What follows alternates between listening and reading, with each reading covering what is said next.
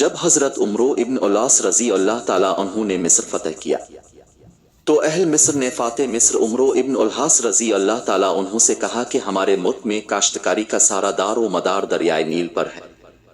ہمارا یہ دستور ہے کہ ہر سال ایک حسین اور جمیل کنواری لڑکی دریا میں ڈالی جاتی ہے،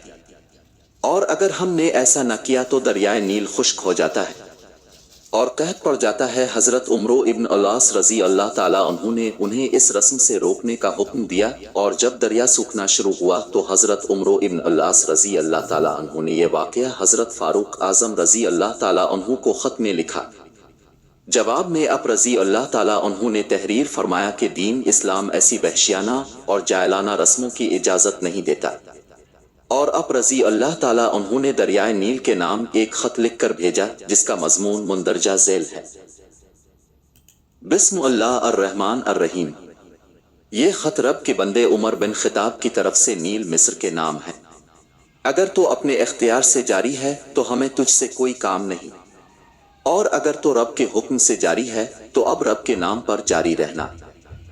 جب خط کو دریائے نیل میں ڈالا تو دریا بڑھنا شروع ہوا، پچھلے سالوں کی نسبت اس سال 6 گنا زیادہ بڑھا اور اس کے بعد سے نہیں سوکھا۔